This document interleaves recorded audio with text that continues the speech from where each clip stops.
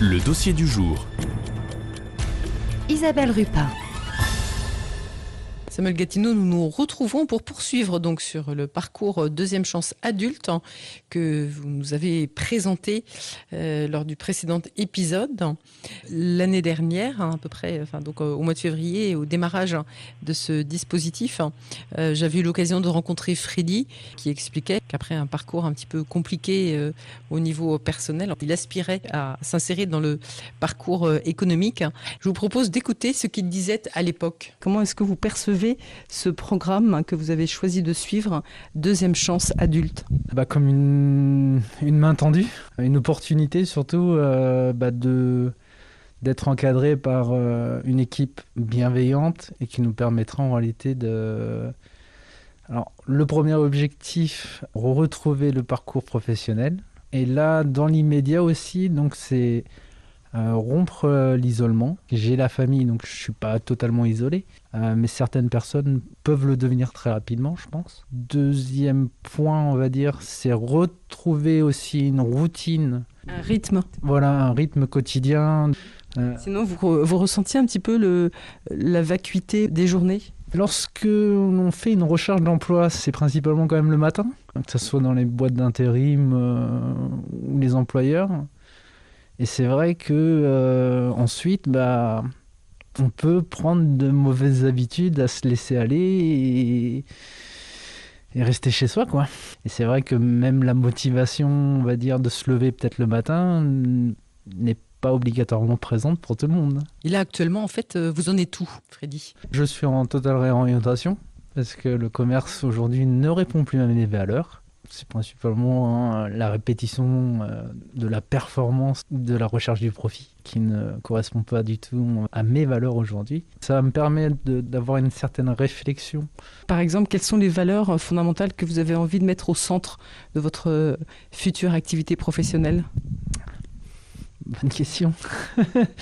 Oui, en fait, vous avez 6 mois pour y réfléchir. Oui, l'aide à la personne va être, je pense, quand même un des points centraux. Essayer de trouver un emploi où je vais me sentir utile. Durant le parcours qui va m'être proposé, il y aura des périodes de stage d'immersion.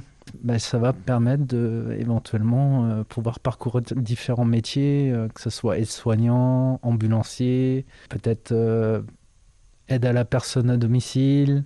Et en fait, c'est ça, ces 6 mois vont vous permettre d'affiner votre projet professionnel. Tout à fait. Voilà, c'était donc le témoignage de Freddy recueilli il y a un petit peu moins d'1 an au lancement de ce parcours.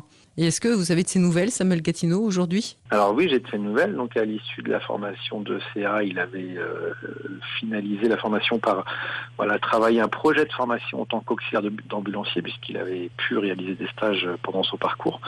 Donc formation qualifiante qu'il a réalisée sur Le Mans. Donc il a mis en place des choses pour pouvoir se déplacer sur ce secteur. Et ce qui peut être important éventuellement à préciser, c'est que quand ils sont en centre de formation, on est plutôt sur 15 heures. Mais en stage, et c'est là le plus important, c'est qu'on peut être sur du 15 heures, mais on peut aller, Freddy était à la fin sur du 35 heures. Voilà. On s'adapte aussi à ce qu'ils ont envie et ce qu'ils se sentent capables de faire. Donc certains stagiaires étaient sans rémunération complémentaire à 35 heures en entreprise pour se faire connaître. Et alors, Freddy, c'est parce qu'il était en 35 heures en ambulance parce qu'il voulait en faire son métier, donc il fallait être sûr que ça fonctionne. Et puis j'en ai un autre qui a fait 35 heures aussi parce que derrière il y avait un contrat de travail qu'il a validé, mais fallait vérifier. Et donc personnellement, c'est aussi de l'investissement quand on n'est pas payé pour faire des choses. Autant en centre de formation, on est souvent à 15-20 heures, pas plus. Par contre, en stage, pour ceux qui ont un peu plus d'envie, de mordant, on peut aller jusqu'à 35 heures. Aujourd'hui, il est chez l'organisme Titi Fleuris. L'idée, il l'a bien compris, c'est surtout de rester actif. Donc, en attendant de trouver l'opportunité de pouvoir exercer le métier pour lequel il s'est formé, il reste en activité et c'est bien ça le principal. Et je l'ai eu encore au téléphone récemment et donc il garde un bon souvenir du dispositif qu'il a bien reboosté. Bon, c'est une bonne nouvelle pour Freddy. Et Voilà. je crois donc pour tous ceux qui vont prendre aussi la deuxième promotion qui va démarrer dans quelques semaines. La troisième même, parce que la deuxième a démarré en septembre. Oui. Voilà. Et à partir de fin février, on va démarrer la troisième promotion, puisque le dispositif a été reconduit donc sur 2025. Eh bien, je crois qu'on a un petit peu fait le tour. On aura l'occasion sans doute de redonner la parole peut-être à des bénéficiaires de ce dispositif de l'école de la deuxième chance, du parcours de la deuxième chance adulte que vous nous avez présenté, Samuel Gatineau, en tant que directeur adjoint de l'école de la deuxième chance, qui est donc portée par la Maison familiale et rurale de Saint-Berthevin. Merci beaucoup, Samuel Gatineau. Merci.